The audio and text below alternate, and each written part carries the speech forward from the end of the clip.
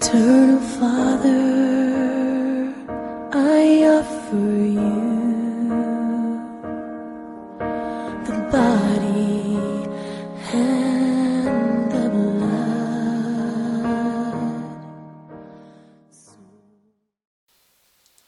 Bwana asifiwe.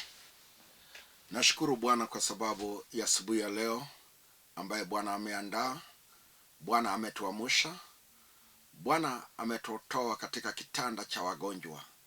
Bwana ni Mungu wa ajabu. Kwa sababu tunaona siku ya leo ni siku ya kushukuru. Hii Jumamosi ya leo Bwana amenituma tena na ujumbe wako. Ujumbe njema, ujumbe ya ushindi. Wacha tuombe dakika moja ili tusikie asubuhi ya leo Bwana amenituma na ujumbe gani kuhusu maisha yako. Inama mahali popote uko ili tushukuru Bwana pamoja. Nimekutambua na nimekujua. Wewe ni Jehova, wewe ni Mungu. Hubadiliki kamwe. Jina lako haibadiliki. Nimechukua nafasi hii niseme ni asante Bwana kwa kutuamsha katika kitanda cha wagonjwa. Jehova, tumeona siku ya leo. Bwana nakuomba, tazama mtazamaji ambaye ameketi chini asubuhi ya leo, na wale wote ambaye wako safarini, wale wako kazini, wale wanaenda kwa biashara zao. Bwana, nimeweka maisha yao katika mkononi mwako. Asubuhi ya leo nimesema ni asante, nikikushukuru kwa hayo machache nimeomba na kuamini. Amen. Asante sana mpendwa. Nashukuru Bwana kwa sababu ya siku ya leo. Vile nimesema, Bwana amenituma tena na ujumbe ya kukuinua, ujumbe ya kukujenga, ujumbe ya kukuponya, ujumbe ambaye italete mabadiliko makuu baada ya ibada ambaye tumekaa nawe siku ya Jumamosi asubuhi kama hii. Kwa wale wananiona mara ya kwanza, mimi ni Askofu Francis Opell. Napatikana hapa Nairobi kwa kanisa la African Revival Center of East Africa. Niko hapa Kayole, hapa Kioi Stage. Hapo ndio napatikana. Wacha tushukuru Bwana kwa sababu ni asubuhi njema ambaye Bwana amenituma. Bwana ameona jinsi unatezeka. Ndio sababu leo, kama uko na Biblia, tutaangalia katika kitabu cha Sefania 3:18. Sefania 3:18 mpaka 19. Bwana anaenda kutoa shida zote. Shida ambaye inaweza lete mtu anakuwa na aibu. Kuna shida zingine ambaye zinaleta aibu kwa maisha yako, kwa boma yako, kwa watoto wako, kwa mwili wako. Kuna shida ambaye kiingia, aibu inaonekana. Mtu anakuwa na aibu. Labda shida hii ni ya ugonjwa. Umejaribu, umezunguka, umehangaika, mpaka watu wakapata story, wakapata ujumbe ya kwenda soko, ya kutembea kwa kijiji, ya kuongea juu ya ugonjwa wako. Hiyo ndio Bwana amenituma. Leo hii ataondoa zile shida ambazo unatembea nazo, ambazo zinalete aibu. Kuna shida zingine haleti aibu, lakini Bwana amenituma ya kuondoa shida ambazo zinaleta aibu. Unaonaje juu ya watoto? Shida ingine wanatembea naye. Watu wanasema, sasa wapi hiyo degree yao? Wapi hiyo diploma yao? Walipata diploma ya kukunywa pombe, ya kuvuta bangi, ya kutumia dawa za kulevya. Masomo zao zilibadilishwa. imekuwa story kwa watu wa kijiji juu ya watoto wako. Yaani hiyo shida inaleta aibu. Na Bwana amenituma, wengi wanatezeka. Unatezeka na shida ambayo inaleta aibu. Labda hujajenga. Hiyo jumbe watu wanaongea mpaka huko kwa kijiji. Wanafanya nini Nairobi? Wanafanya nini Mombasa? Kazi gani wanafanya Nakuru? Wanafanya kazi gani hapa Kisumu? Hata hapa Eldoret. Hata ukiwa Siaya ama Migori. Hata ukiwa Homa Bay.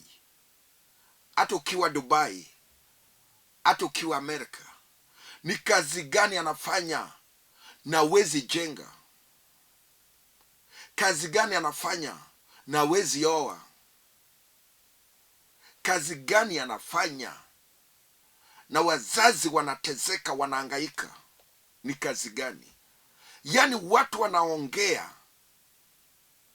kwa jambo ambayo inaleta aibu. Watu wanaongea juu ya maisha yako. Lakini Bwana amekuja na ujumbe ya kwamba leo hii ataondoa shida ambazo zinalete aibu. Kukosa kazi kwako imekuwa story, imekuwa jambo ambayo watu wananena juu yake. Wacha nikwambie, Bwana ananena nami. Leo hii Bwana atakuandika katika kampuni, katika kazi permanent. Kwa sababu ujumbe ya leo, Bwana atakuondolea aibu. Hata mama, hata kama ndoa yako inayumbayumba, hata kama iko na vita, hata kama ndoa imekuwa ya magonjwa, ambayo majirani wanaongea, ambayo watu wako wanaongea, ambayo marafiki wanaongea, lakini Bwana amenituma asubuhi ya leo. Amekuja kuondoa jambo ambaye imekupatia aibu. Watu wamenena juu ya hiyo ndoa yako. Watu wamenena juu ya familia yako. Watu wamenena mabaya juu ya kazi yako. Wanaongea mabaya juu ya biashara zako. Hizo jumbe ambaye wanaongea mabaya, Bwana anandoa aibu leo. Aibu ambayo inaondolewa, haiondolewi na apostle, askofu, reverend, pastor. Hapana, inaondolewa na Jehova. Ukiamini asubuhi ya leo, ukiamini mahali unaniona, ukiamini mahali unanisikiza, ukiamini leo kwa goti, ukiamini leo kuongea na Jehova, ukiamini asubuhi ya leo, Bwana atakuacha na aibu. Bwana atakuondolea aibu mbele ya maadui. Hao watu ambao wanakucheka ndio waliketi wakapanga ili maisha yako iwe hivyo. Hii maisha yako jinsi unaona inatezeka hivyo. Kuna wengine waliketi chini wakasema hautasikia mzuri. Wakapanda magonjwa juu ya maisha yako. Wakasema hautaolewa. Wakasema huwezi pata mtoto. Wakasema watoto wako mpaka waingie pombe wote. Hao ndio walisema watoto watapata kazi. Hao wanaongea juu yako.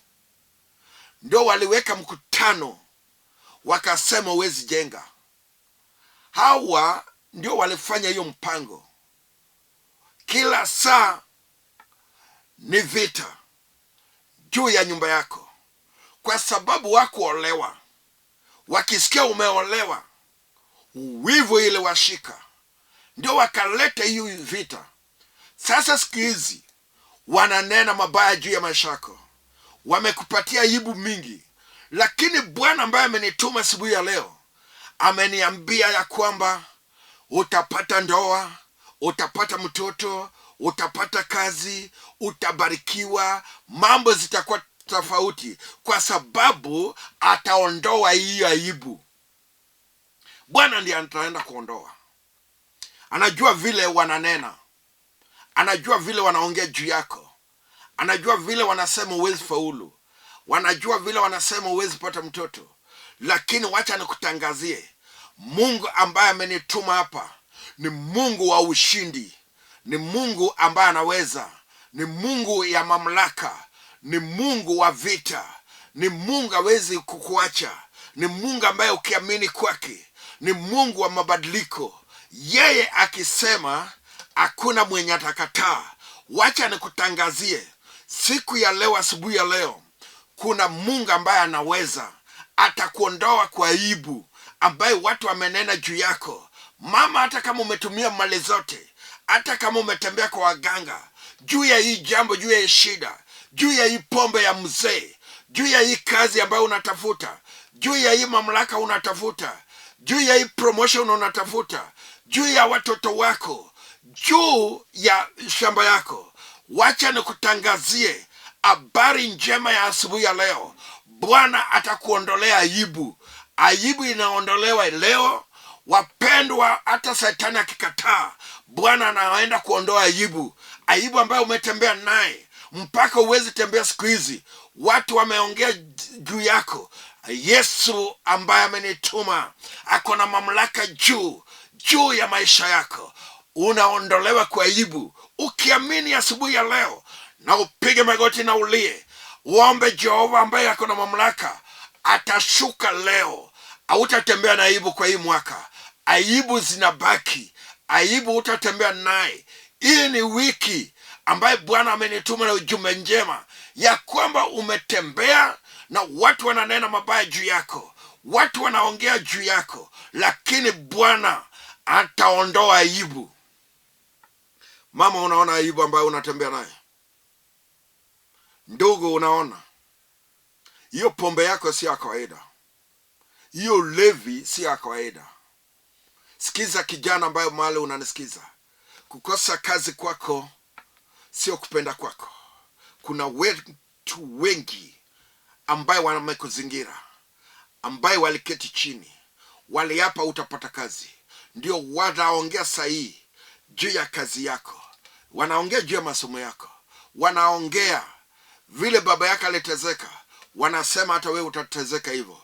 Lakini hiyo madhabahu inaondolewa leo kwa jina la Yesu Kristo. Maisha yako inabadilika kwa jina la Yesu Kristo.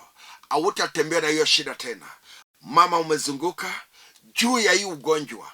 Hii ugonjwa peke yake imeleta umezunguka, imeleta umejua Mombasa, imeleta umejua Kitui, hata Kisumu, umeenda mpaka Kakamega ukitafuta usaidizi. Hata makanisa nyingi umezunguka ukitafuta apostles, ukitafuta prophets, ukitafuta pastors, ukitafuta uponyaji. Lakini wacha nikutangazie ujumbe njema leo. Bwana atakuponya, Bwana atakuondolea aibu.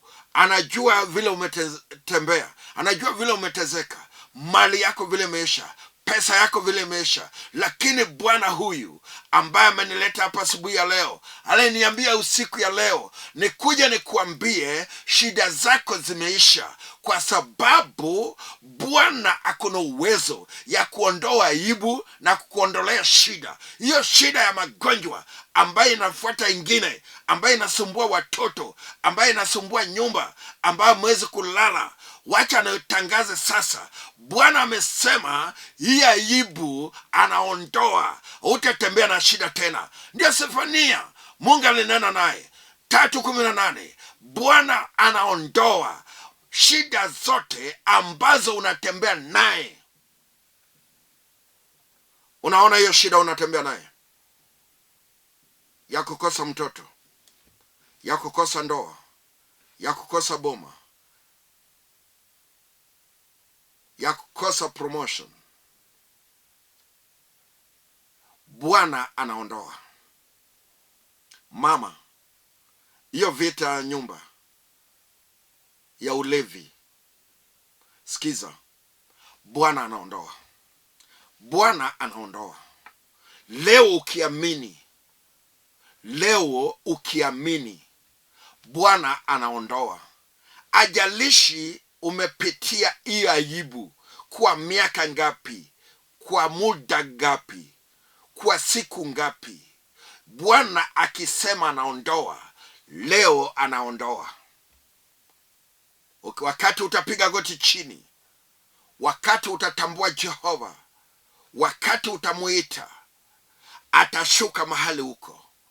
Leo Bwana amenituma nikueleze mahali unanisikiza, mahali umeketi chini, mahali unanitazama, mahali unaniona, shida zako inaisha. Bwana ndiye anamaliza, sio mimi. Hata mimi najua wengi ambao wanateseka, lakini leo kwa imani, wale wamenisikiza, wale wamesikia hii ujumbe, wale wanatamani wainuliwe, wale wanatamani waponywe, wale wanatamani wabarikiwe. Hata kama wewe ni mmoja yao na umeamini kwa ujumbe ya leo ambaye Bwana aliniana nami usiku ya leo, ya kwamba unateseka, unahangaika, watu wanaongea juu yako, wananena mabaya juu ya nyumba yako, juu ya bwana yako, juu ya watoto wako, juu ya biashara yako, juu ya kazi yako, kuna mabadiliko kutoka juu mbinguni ambaye Bwana anaenda kutenda juu ya maisha yako. Watu ambaye wamenena juu yako hawataweza, kwa sababu ujumbe ya leo ni ujumbe ambaye Bwana amesema anaenda kutenda. Ushindi wa leo iko kwa mkono wa Bwana. Sikiza kitabu Sefania, fungua kitabu chako 3:18.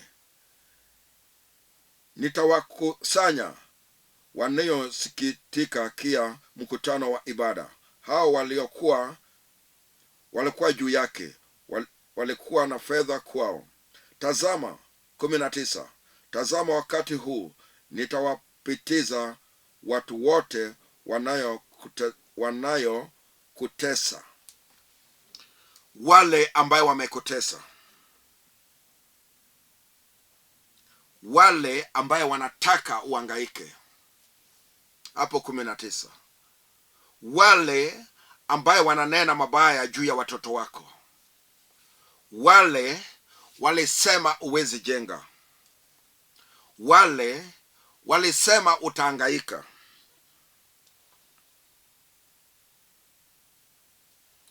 wanaenda kuhangaishwa na Mungu. Bwana anaenda kulipa. Wale walikuweka chini, unakaa kama mtoto mdogo, ugonjwa imekuweka chini, mguu iwezi kuamuka, mkono iwezi fanya kazi, mgongo ni kama walivunja.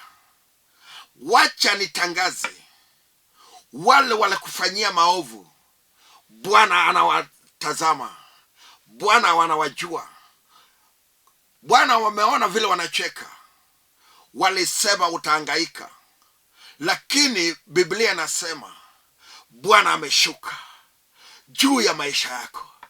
Mama mahali unanisikiza, ndugu mahali unanisikiza, kuna mabadiliko makubwa ambaye Bwana analete. Ajalishi unapitia hali gani, hebu unisikize. Ajalishi unahangaika juu ya mambo gani, Bwana amenituma leo hii.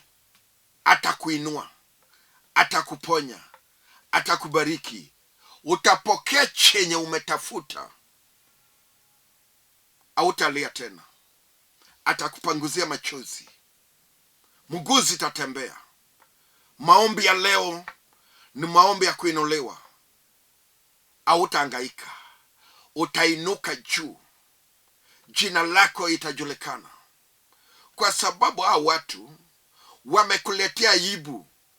Ulikuwa unatembea vizuri, ulikuwa unafanya kazi ya ajabu, ulikuwa mfanya biashara mjuu, watoto wako walikuwa na kipata A, watoto wamekuwa na degree mzuri, wamekuwa na makaratasi ya ajabu. Ulianza mjengo, lakini muda kidogo Shetani imekuwa na mambo machafu. Maadui walikuja kuleta aibu juu ya boma yako mpaka mjengo zikakwama. Walikuja kuleta aibu mpaka magari ulinunua ikaisha.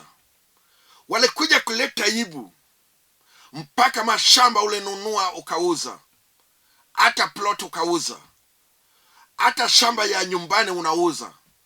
Yani jambo lao ni kuleta aibu ndani ya maisha yako. Natangaza sasa hivi kuna mabadiliko juu ya maisha yako. Natangaza sasa hivi kuna mabadiliko juu ya watoto wako. Natangaza sasa hivi kuna mabadiliko juu ya bibi yako.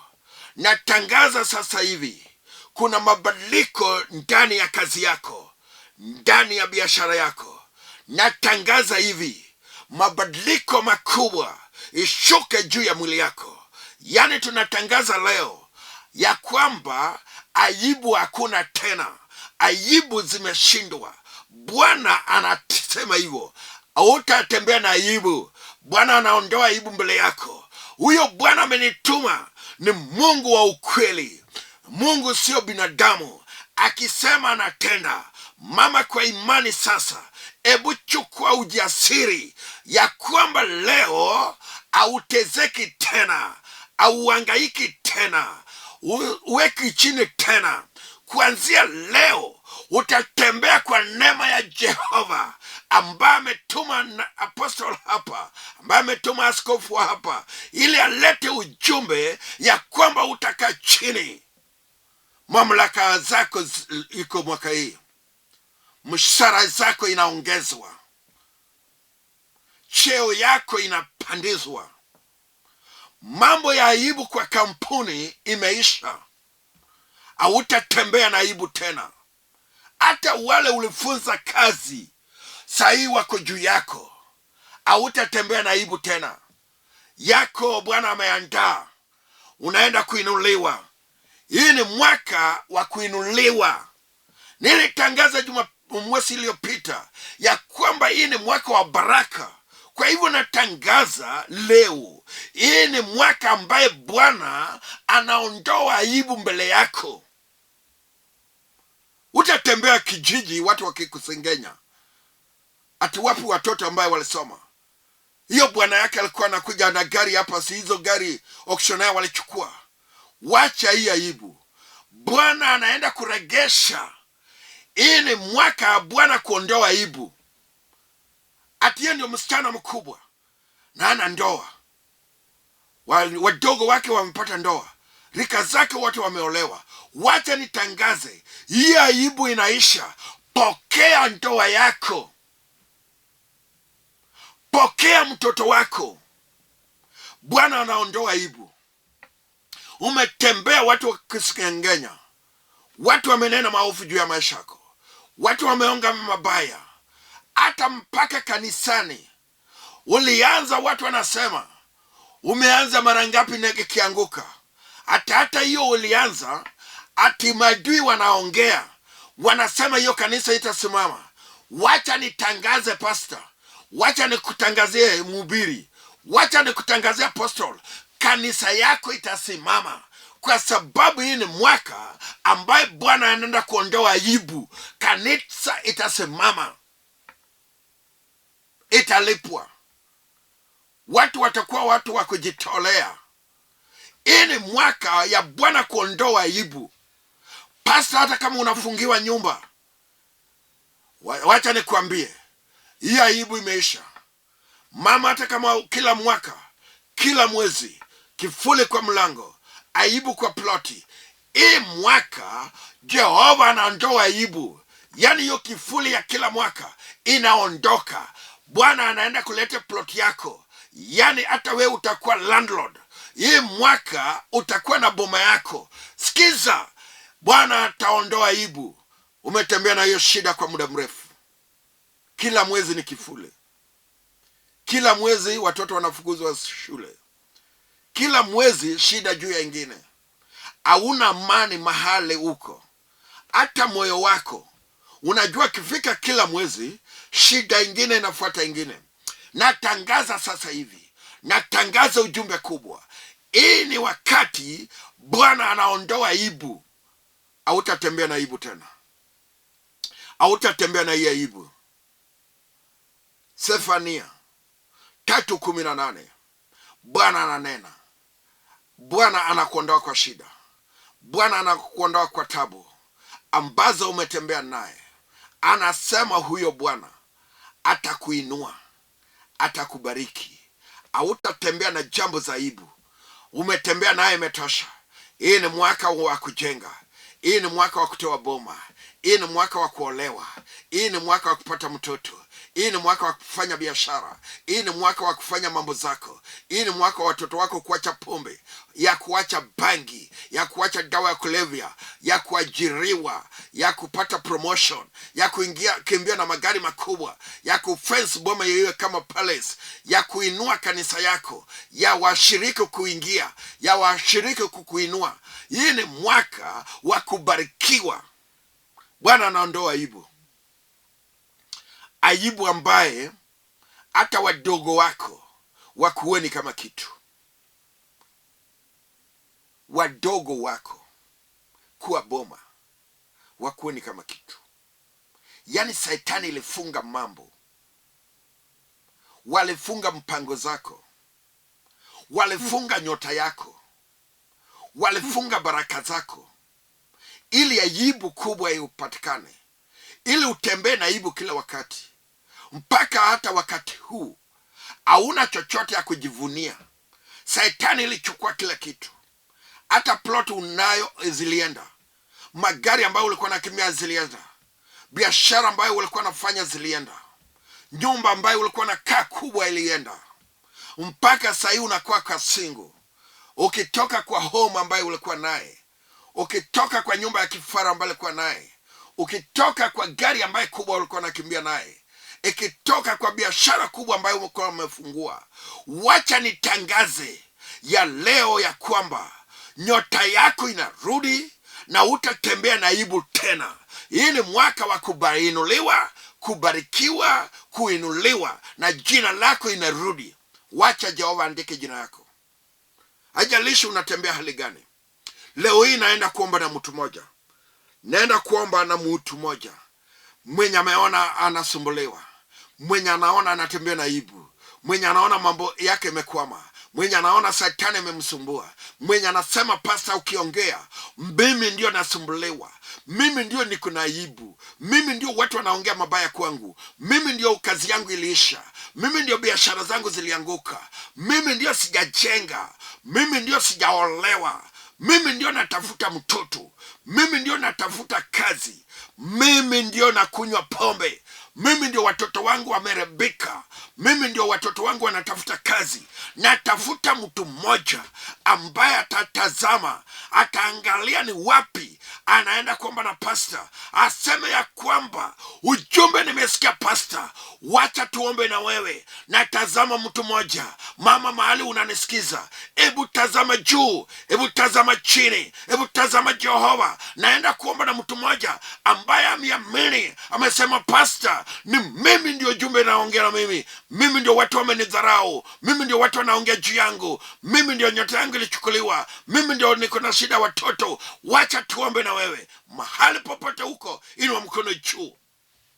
Asante Yesu, nimekushukuru na nimekusifu, nimekubudu asubuhi ya leo. Tazama huyo mama ametembea na aibu, watu wamemdharau, watu wamedharau watoto wake, boma yake, maisha yake. Lakini natangaza sasa hivi maisha yake badilike, nyumba yake simame, ndoa yake simame, watoto wake wasimame, kazi yake simame, biashara yake simame, boma yake simame, njia zake simame, katika jina la Yesu Kristo nimeomba na nikuamini. Amen. Amen. Asante mpendwa. Nimekushukuru kwa sababu wakati wako ambao ulichukua ili tunene na wewe pamoja. Bwana amekuinua, Bwana amekubariki, Bwana amekutendea na maisha yako yamebadilika. Mwenye alikuwa anaongea na wewe kama kawaida ni Askofu Francis Opell ya African Revival Center of East Africa. Napatikana hapa Kayole, Kio Stage. Piga hii namba 0720 86 39 11 0720 863911.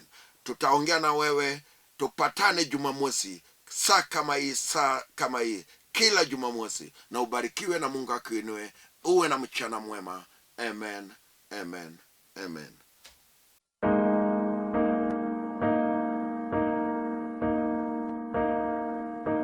Eternal Father, I offer you